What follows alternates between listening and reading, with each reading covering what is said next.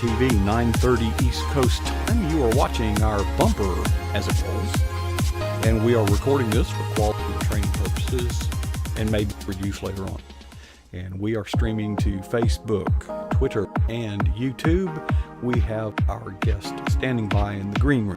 And we have a chat room full of people waiting. So, counting down to Studio 18.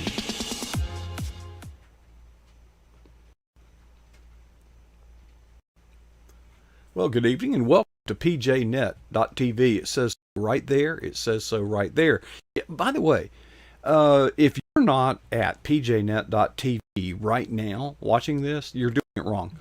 You're watching it on Twitter, you're watching it on YouTube, you're watching it on Facebook, and we appreciate you joining us. You are welcome to join the sweetest fellowship on the internet.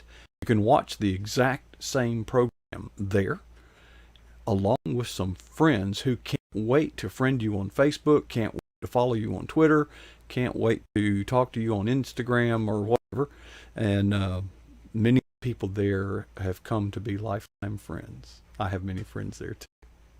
Sweet. Best kept secret on the internet. Go there. pjnet.tv. You might be watching this recording, later after it played. So, chat room, by the way, is open 24 hours a day, 7 days a week. Go find that somewhere else. Yes, if you have something you'd like to share to glorify the name of Jesus Christ, well, go in there and post it. It's open all the time, and who knows, maybe somebody will see it. You never know. Normally at this time, on Wednesday at 9:30 Eastern, Michelle Medlock Adams joins us, but last week she told us that it was her anniversary. She is her and her husband, Jeff, are at an undisclosed location enjoying their anniversary, but she has made arrangements for something special, and that is in the form of Alexis Goring. Now, Alexis, you obviously are. Does Michelle even know you, or did she find you at the grocery store and say, "I need some help tonight. Can you fill in"? Is that the story? No, the story is last December on my God is Love blog, she was one of my authors that I featured Christmas stories by. We promoted her book, C is for Christmas. Mm-hmm. And after that, we stayed in touch and became friends. So,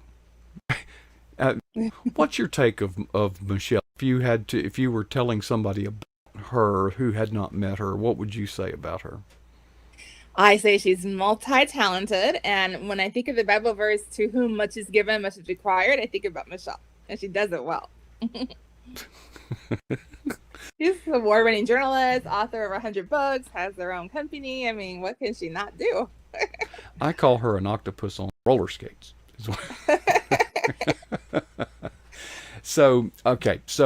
But you are not far behind her. You're chasing the same path, I guess, as you. Is she kind of your inspiration? She is. Ever since meeting her, she has quite become one of my inspirational favorites. Okay. So, before you met her, how were you getting along? What do you mean? Professionally. Well, my background is that I have a degree in print journalism. So I've worked for newspapers and magazines. I'm also a blogger.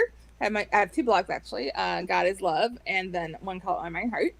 And I'm also an author. I have 4 books that I've written and published thus far. And I also have one devotional book that I did not write. My writers wrote them, and I edited those devotionals, and then I independently published it through Amazon last year in December. So, would it be fair to say that you enjoy writing? Yeah. What if you lost the use of your hands? How would you get by? Oh dear, I don't want to think about that. Well, I guess I would have to change careers. Because I wonder. I think I'm doing something that doesn't. I could become.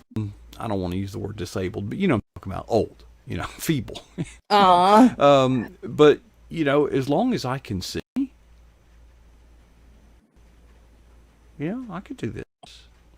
I could do this as long as I can see.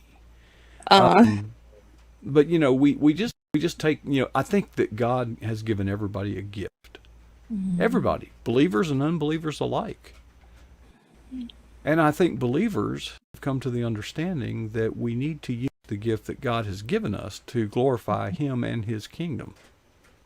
Yes, we do. You are quite the accomplished. Apparently, you do like to write. Now, I have all 4 of your books, and I need to put something on the screen back here. So you tell me the order that you would like to Sure. talk about the titles. How about the order of publication? Would that work? That doesn't help me pick out the one to put on the screen. I will tell you the order of publication. Thank My you. first book, Hope in My Heart, a collection of heartwarming stories, was my very first book that I had published. It is a collection of 3 short stories, and each story features 3 characters who are each in need of hope in one way or another.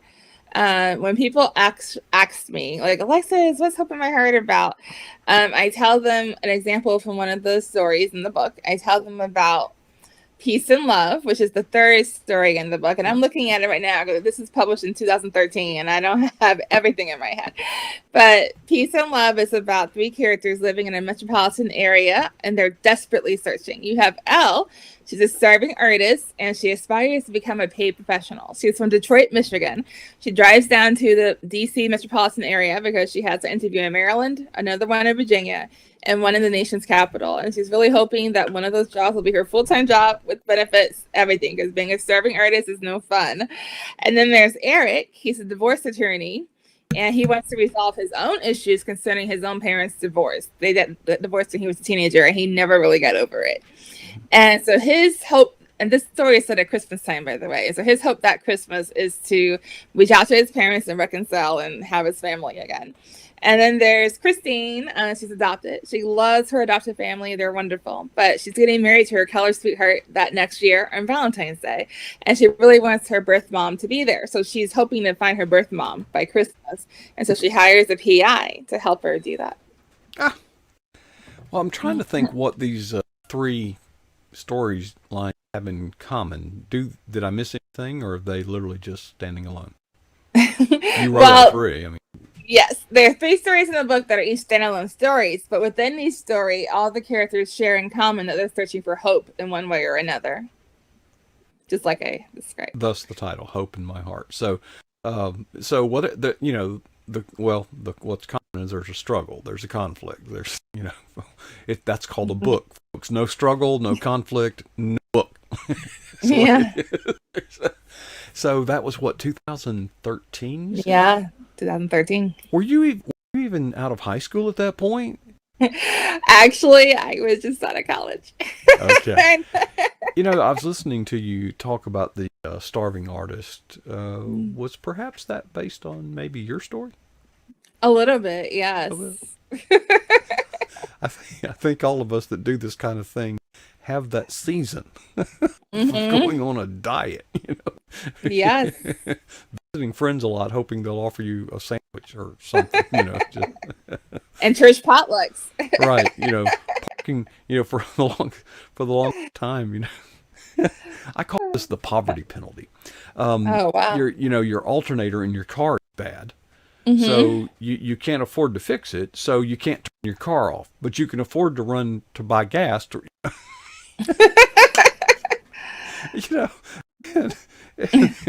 and people would ask me, I work with people all over the United States, and they would say, well, what's the price of gas there where you're at? I said, same as it's always been, $10. I just get $10 at a time.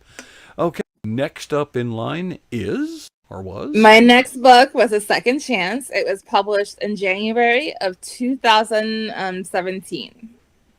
4 years later. You lived on the royalties of your first book for 4 years before you decided you needed some more money. I think I had a little bit of writer's block, so that's why. And I was busy working like our day job. Well, you said you studied. I forgot it already. What you studied? I studied journalism. How long ago was that, if you don't mind? About how long? Just about how long? It was at least 10 years ago, I'll say that. Can I ask you a question? Yes. Really studying journalism? Because what we have today, I don't think is journalism. I think your program is journalism, right? You're a broadcast journalist. Well, but much of news, I should say, today is more, well, I'll just call it propaganda. They've decided here's the audience we want to appeal to, and they select the news stories that appeal to that audience. When I grew up, now I'm a little older than you are. I'm a lot older than you are. But I remember Walter Cronkite. And Mm-hmm. you could watch the CBS Evening News with Walter Cronkite, and you would have no idea what his personal political views were. He simply reported the news, and he always ended, and that's the way it is. Wednesday, June 30th, 2021. Mm-hmm. But today it's almost like professional wrestling. I mean, or the Jerry Springer show. It's drama. So have you seen that shift? Or is this making any sense to you? I think I understand what you're saying. I think I've heard similar things from other people. I know that journalism is supposed to be very objective. I have seen sometimes that line can be crossed, but I still think there's good journalists out there who are doing their job and doing it well, whether Yeah. you're in broadcast or print. Yeah. Okay. So you were doing that gig. Second Chance came along, and but then you didn't stop there. You kept going. No, the next book is published in June of 2018. It's called Love in Pictures. It's about a wedding photographer who's really good at what she does, but she's never been in love, actually. I thought that would be ironic. You're celebrating true love She's your whole career, but you've never been in love until she meets the one guy she cannot forget. The guy's name is Logan, and his career, he's also a journalist. I tend to write about journalists a lot because I mhm. understand the career. He's a print journalist, and he really wants to be a broadcast journalist to take his career to the next level. However, he has a personal struggle that really prevents his dream from coming true thus far. And when the readers meet Logan, they'll see that he's heartbroken over London, who was his fiance, who broke his heart about 2 years before this story starts, when she decided to pursue her dreams of being an international model instead of marrying Logan. So she took a one-way flight to Paris, France, and never looked back. And so he's getting over her. But something about Michelle awakens his desire to love again. Mm.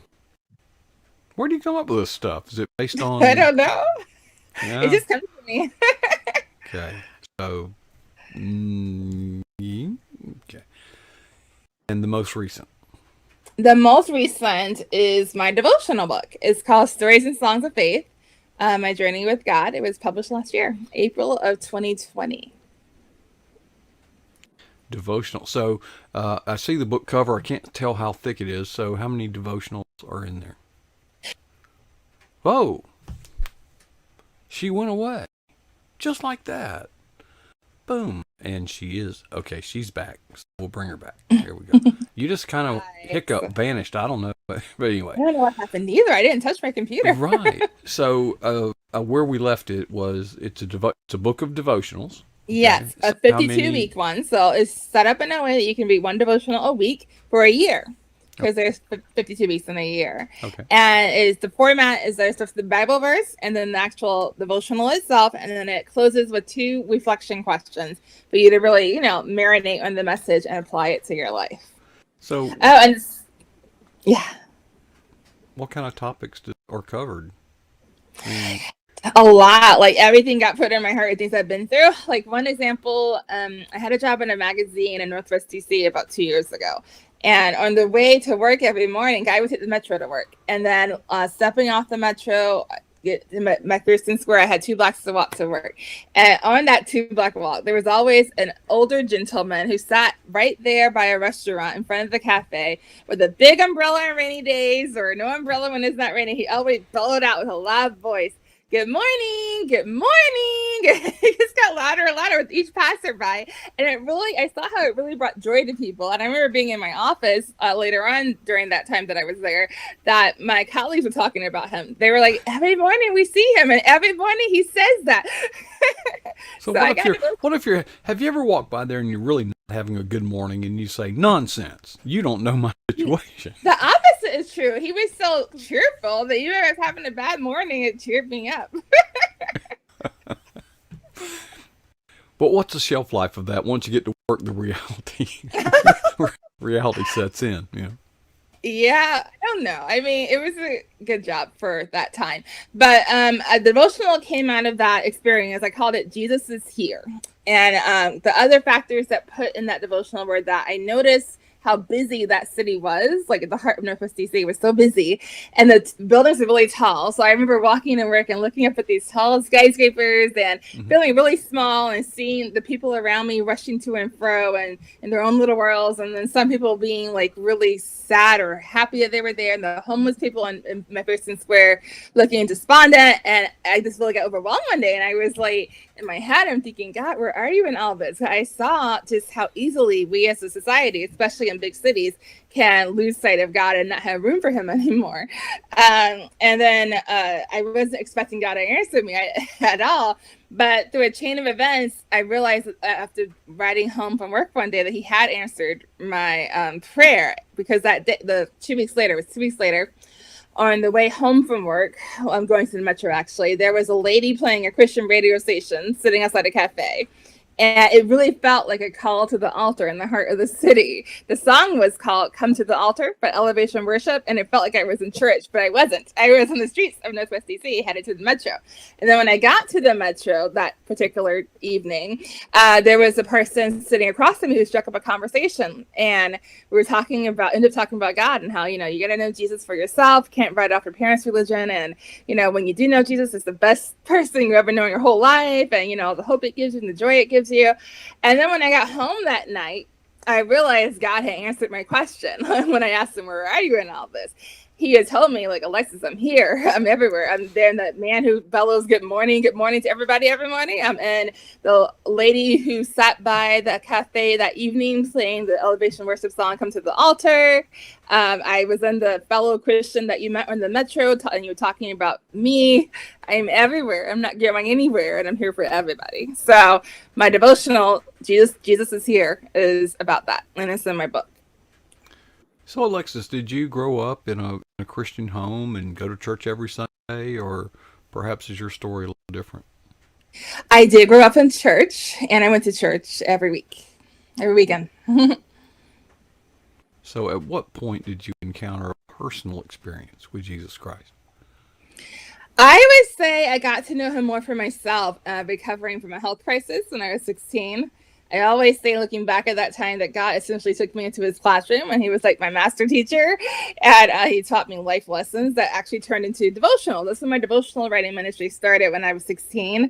And you know how they say, like, born again believers, like the God gives you like a spiritual gift. And I believe that's mine because prior to age 16, I don't think I ever even read a devotional before, or I definitely didn't know how to write one, but it just started flowing and I started sharing it and just took off from there. I got published in different publications. However, the funny point is, it didn't dawn on me until I think it was 2019 to write a devotional book. Yeah. Well, given the cadence of the production that you've had so far, 4 books in since 2013. This one is, fresh. It's brand new almost. And what's next? Well, do you have the picture of the book that I edited? It's no devotional book. That was next, but it's not. I didn't write it. I just edited it and published it independently. Okay. Oh, But for me and my own writing, I actually have 4 fiction stories in my head, but I got to get them out. So yes, I have 4 books that I'm trying to write now. for people who visit psychiatrists with similar issues, and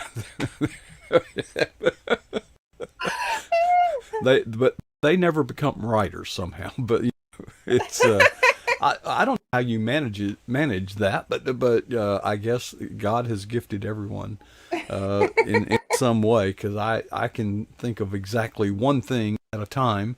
And okay, well, Alexis, it's been a wonderful time, having you share not only about your work but about your faith, and we appreciate you taking your time and stepping up. And Michelle is always gracious to see us. Yeah. Such wonderful people to meet here, and we appreciate you taking part of your time, to share with us tonight. And hopefully, what you have said will be an inspiration to those that hear it, and they will find themselves closer in their walk. with Jesus Christ. Yeah, with Jesus. We appreciate it. Thank you so much, Alexis. Thank you for having me. All right, good evening. Well, folks, it has been a well, look at that.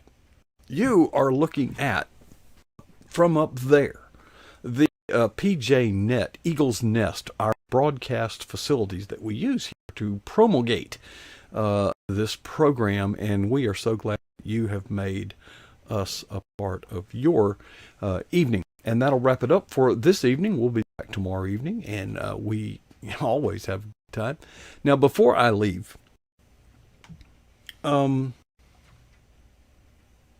lot going on. Could give you a little update. Stayed up literally all night last night. Went to bed at 10 o'clock this morning.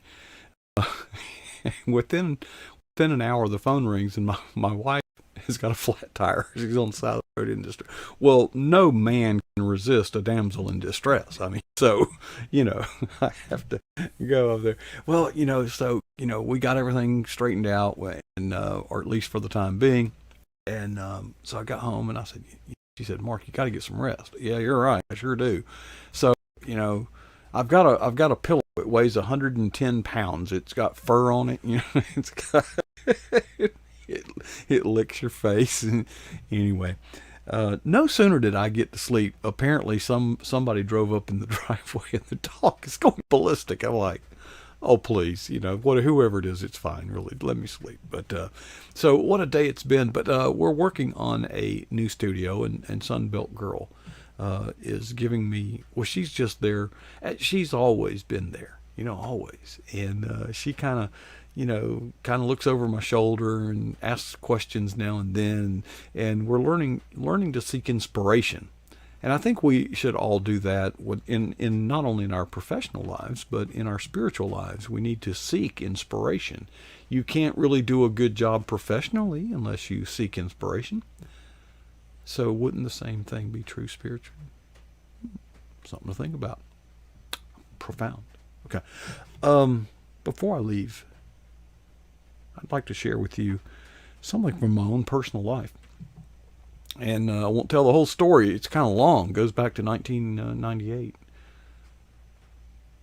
But it has not only sustained me, it has propelled me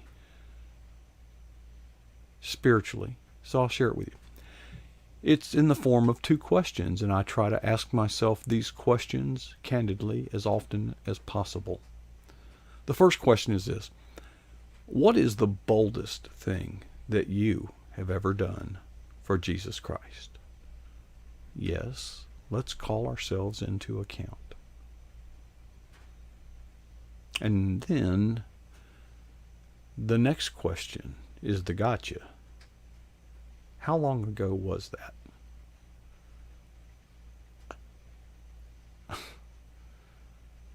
I just hope and pray that I will never be satisfied with either answer.